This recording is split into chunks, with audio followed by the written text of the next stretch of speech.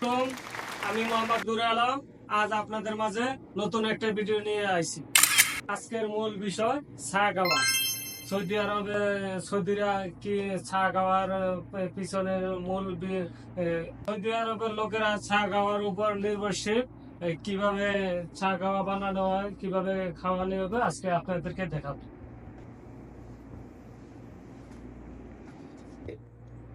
আসলে আপনাদের জন্য পানিটা আগে ফুটানো করেছি।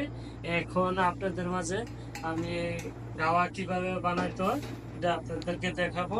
সৌদি আরবের লোকেরা গাওয়া কিভাবে খায়, গাওয়া কিভাবে বানানো হয় এটা আপনারা দেখবেন।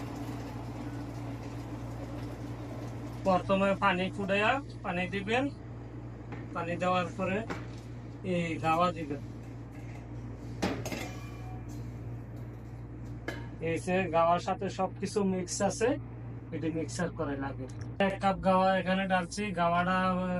গাওয়াটা বানাইতে কি কি দিতে হয় দেখেন। এখানে গাওয়া আছে, এই জায়গায় আছে জাফরান, এই জায়গায় আছে হেল, এই জায়গায় আছে আবার হেল,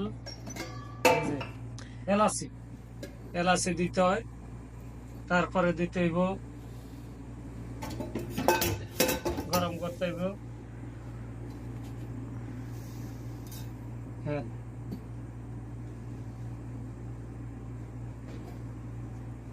জাফরান ডালবেন।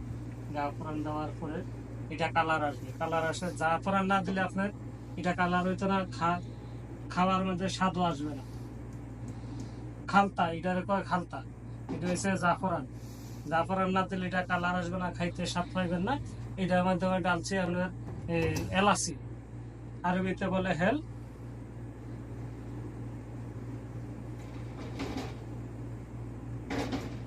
যখন পানিটা ফুটানো হইব, ফুটানো হওয়ার পরে এই জায়গায় আপনারা ঢালবেন। ঢালার পরে আবার ফুটাই নিবেন।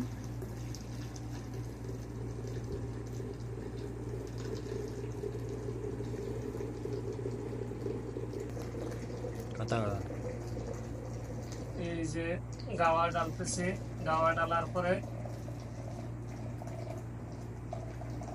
হিটারে আবার গরম করতে হইব।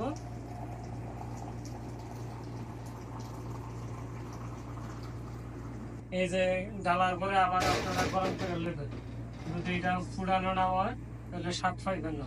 এখানে যখন আপনি হেল দিচ্ছেন, এলাচি দিচ্ছেন, এলাচি এটাতে ডালতে হইব। না ডাললে আপনি এলাচি যদি না দেন, এলাচি গুলা এই যে মেশিনে কুড়ানো হয়েছে, মেশিনে কুড়াইয়া রাখা হয়েছে। এই যে গাওয়া সবগুলো আছে। গরম করার পরে আপনি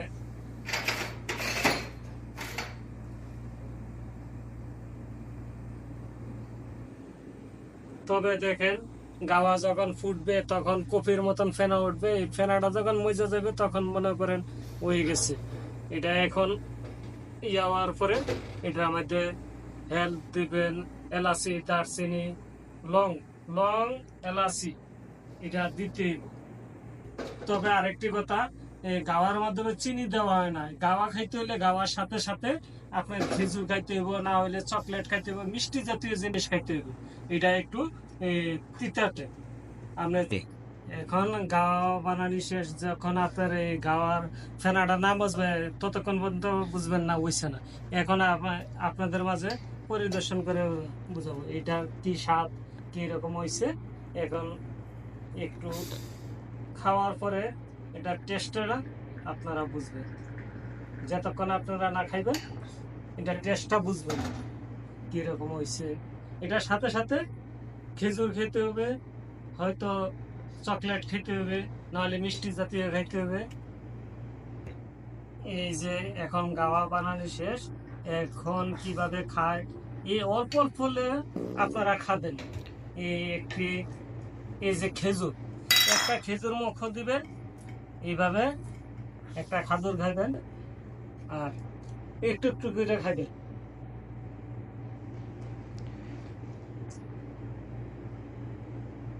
দর্শক মন্ডলী, আজ এই পর্যন্তই গাওয়ার পর্ব শেষ করলাম। তবে আজ এই পর্যন্ত শেষ।